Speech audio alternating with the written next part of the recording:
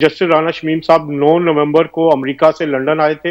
London आके वो 1 दिन के लिए रुके और 10 तारीख को उनका ये बयान जो है, ये नोटरी पब्लिक के सामने, जो कि एक सॉलिसिटर होता है, उसके सामने जाके उन्होंने अपना रिकॉर्ड करवाया। रिकॉर्ड करवा के अमेरिका से उन्होंने लंदन आए थे तो क्या नवाज शरीफ साहब से मिले थे आके?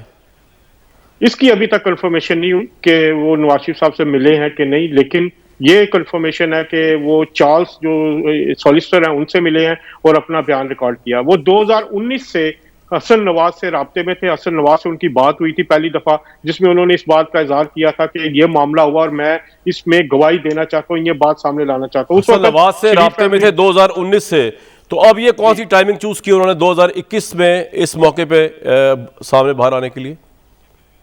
टाइमिंग आपके सामने है। बहुत सारी चीजें जो हैं वो इस वक्त जो आप इस्लामाबाद में देख रहे हैं कि जो कशमकश चल रही है, मेरा ख्याल है इस वजह से ये टाइमिंग सूट की गई, क्योंकि 17 तारीख को केस भी लग रहा है मरियम नवाज साहिबा की अपील का।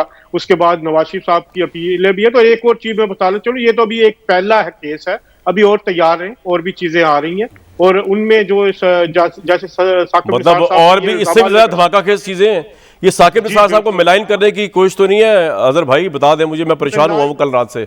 आप परेशान ना हो, आप अगले प्रोग्राम की तैयारी करें। अच्छा। क्योंकि उसमें जो ये तो एक रिटर्न थी, उसमें वीडियोस भी आ रही हैं, और जिसमें साकिब निसार साहब के हवाले से जो मुबैना इल्जाम है वो इससे भी बड़े संगीन इल्जाम लग रहे हैं। और ये वीडियोस भी तकरीबन हतमी मराइल में, जैसे मैंने आपको पहले भी बताया, मतलब एडिट हो रही हैं लंदन में ही? एडिट हो चुकी हैं, वो फोरेंसिक भी हो चुका है उनका, और सारी वो सर्टिफाइड है। आपने तो देखी वो है? चीजें भी आ रही है। नहीं, मैंने देखी नहीं, लेकिन उनका टेक्स्ट मुझे मालूम है, वर्ड टू वर्ड टेक्स्ट मालूम तो क्या है, बहुत डैमेजिंग है? है साकिब निसार साहब के लिए डैमेजिंग है या जुडिशरी के लिए, या किसके लिए डैमेजिंग है? इमरान खान साहब किसके लिए? साकिब निसार साहब का डायरेक्टली नाम है, उसमें भी उन पे इल्जामात है, जो कि इल्जामात ही है, जब तक वो साबित ना हो जाए। तो एक दफा फिर एक बड़ा धमाका होगा, इससे भी बड़ा धमाका होगा, क्योंकि ये तो एक हाई कोर्ट के जज जो थे उन्होंने किया, तो इस तरह का एक और होगा जो वीडियो एविडेंस होगा। तो मेरा ख्याल है कि ये ना चीज रुकने वाला, क्योंकि अब मैं समझता हूँ, या मैंने देखा, या मेरे सोर्सेज कहते हैं कि नून लीग ने फ्रंट फुट पे जाने का जो फैसला किया है वो हो गया, इससे रुकना नहीं। मैं आप मेरे साथ रहिएगा, इसी फ्रंट फुट पे रहिएगा। सदीक मलिक साहब, ये तो खैर हम रिपोर्ट कर रहे थे अजहर जावेद साहब, लेकिन मुझे तो बड़ा शक पड़ रहा है कि आप बेसिकली नवाज शरीफ साहब को मासूम साबित करने के लिए रिस्पेक्टेड जुडिशरी और साकिब निसार साहब जैसे क्रेडिबल चीफ जस्टिस जो रहे हैं, उनके ऊपर आपने एक मेलाफाइडा कंपेन शुरू कर दी है, एक मिलिशियस कंपेन शुरू कर दी है, और आप कह रहे हैं खुद तो हम डूब ही गए, खुद तो नाहल हो ही गए, अब इनको भी किसी काम करना छोड़े। भाई ये ना करें, इस मुल्क में इदारों को बाकी रहने दें, इंसाफ के तराजू की इज्जत और अजमत को समझें। मुसद्दिक मलिक साहब। जी कामरान साहब, आप बिल्कुल ठीक कह रहे हैं। ये ज़रा एको थोड़ी सी प्लीज़ काइंडली बंद करवा दें, वरना बात भाई इनकी एको बंद कराओ। देखें जी बहुत शुक्रिया।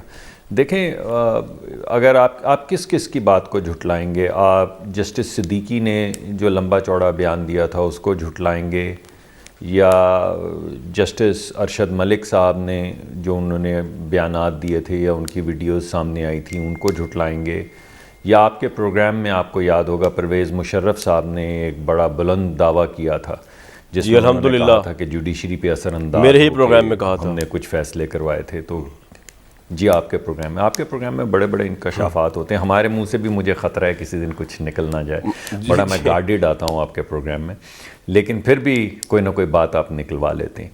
तो बात यह है कि जब आप इसको एक सीक्वेंस में देखें, चाहे और आप शुरू हो जाए नुसरत भुट्टो साहिबा के केस से, या वो पुराना जो जस्टिस मुनीर वाला जो फैसला था वहाँ से शुरू हो जाएं, अगर आप ज़्यादा पीछे ना जाए, इधर आ जाए। अभी इस बयान का क्या मकसद है मुसद्दिक भाई? एक इदारे, 2-3 इदारे रह गए, अफवाज पाकिस्तान का वही, और एक जुडिशरी का, उसका पीछा छोड़ दें। मैं तो आपको ये रिक्वेस्ट कर सकता हूँ।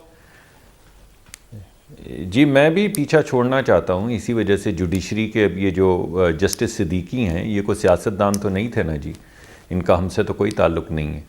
और ये जो अभी चीफ़ जस्टिस गिलगित बल्तिस्तान है, इनका भी हमसे कोई ताल्लुक़ तो नहीं, ये तो जुडिशरी के चीफ़ जस्टिस साहब हैं। अगर आप उनको मोहतरम जानते हैं तो फिर वो ये इल्ज़ामात लगा रहे हैं। तो मोहतरम रिटायर्ड चीफ़ जस्टिस साहब इल्ज़ाम लगा रहे हैं, तो अब कल वो सामने आएंगे तो कुछ तफसीलात जो हैं वो अंडर ओथ खुदा को हाजिर नाजिर जान के कुरान पे हाथ रख के बताएंगे कि उनकी क्या गुफ्तगू हुई या उनके सामने क्या गुफ्तगू हुई।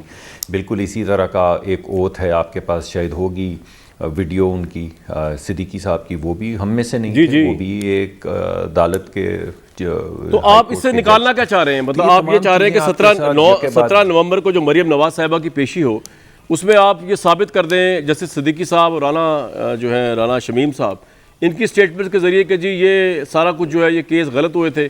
आपको लगता है कि केस के मेरिट के ऊपर ये इसकी सुनवाई भी होगी, ये काबिल एडमिसिबल भी होगा, इसमें आपको कुछ फ़ायदा भी होगा? आपने कोई मशवरा किया किसी लॉयर से, या बिला वजह का ये एक खड़ा किया जा रहा है इतना बड़ा स्कैंडल जुडिशरी के ऊपर? जी, ये तमाम सवालात तो आपको उन जस्टिस साहब से पूछने चाहिए जिन्होंने ये इल्ज़ामात लगाए हैं, ये एफिडेविट दिए हैं। आपको चाहिए कि आप उनका बीपर ले लें, फ़ोन बीपर ले लें और उनसे पूछें कि वो ये तमाम चीज़ें जो सामने लेकर आ रहे हैं और यके बाद दीगरे एक के बाद एक जो हाई कोर्ट के जज हैं वो ये बयानात सामने लेकर आ रहे हैं, तो वो आखिर क्यों लेकर आ रहे हैं ये तमाम बयानात? और मैंने पुरानी तारीख़ का हवाला इसलिए दिया जी जी कि उस पस मंज़र में जब आप देखें तो आपको तमाम चीज़ें जो हैं वो नसीम हसन शाह साहब का जो एक बड़ा पॉपुलर जी बिल्कुल ठीक है, वो भी है, मौलवी मुश्ताक हुसैन साहब भी हैं, वो ठीक आप कह रहे हैं, जैसे आनंद हक साहब भी तो हैं, अगर आप ठीक है, वो आप सही कह रहे हैं। तो बस उस तारीखी पस मंज़र में, लेकिन मुझे एक बात समझ नहीं आई सर, मुझे एक बात समझ नहीं आई कि जब जुडिशरी जो है, जो जजेस रिटायर होकर आपके हक में एफिडेविट दे रहे हैं वो तो जजेस ठीक है, और उनके साथ कोलीग्स ने जो वो भी उतनी क्रेडिबल जजेस हैं, उन्होंने आपके जो लीडर हैं उनको डिस्क्वालीफाई किया, पहले कामा पे फिर नीचे दूसरे मामलात पे, वो आप मानने को तैयार नहीं है। जस्टिस गुलजार आपके लिए जो है वो रिस्पेक्टेबल नहीं है, कोसा साहब रिस्पेक्टेबल नहीं है, इतने लर्नड जजेस थे, लेकिन जो आपको सूट कर रहे हैं रिटायर्ड जजेस, वो आपके लिए जो है वो काबिल फ़हम है और काबिल सताइश है, ऐसे ही है?